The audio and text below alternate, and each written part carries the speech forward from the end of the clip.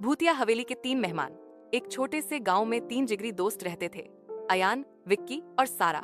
गर्मियों की छुट्टियों में वे कुछ रोमांचक करना चाहते थे। गांव के बाहर एक पुरानी टूटी फूटी हवेली थी जिसे लोग भूतिया हवेली कहते थे।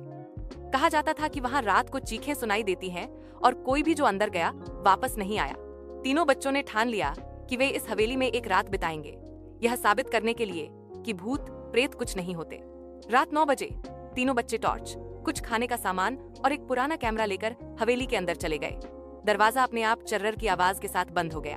अंदर का सन्नाटा बेहद डरावना था। दीवारों पर जाले, फर्श पर धूल और हवा में अजीब सी ठंडक थी। जैसे ही वे ऊपर की मंजिल पर पहुंचे, सारा की टॉर्च बंद हो गई।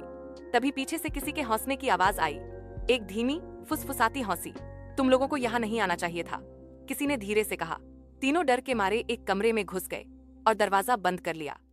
लेकिन वो दरवाजा अपने आप खुल गया। सामने एक लड़की की परछाई थी।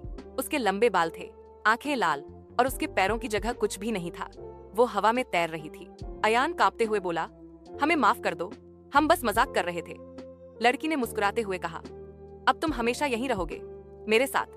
अचानक कमरे की दीवारें बंद होने लगी और सब कुछ घूमने लगा। तीनों बच्चों की चीखें हवेली में गूंजती रहीं और फिर सब कुछ शांत हो गया। अगली सुबह गांव वाले देखे कि हवेली के बाहर 3 नई परछाइयां दीवार पर बनी थीं। एक लड़का, एक लड़की और एक छोटा बच्चा। कहते हैं आज भी रात में हवेली के अंदर बच्चों की हंसी और चीखें सुनाई देती हैं।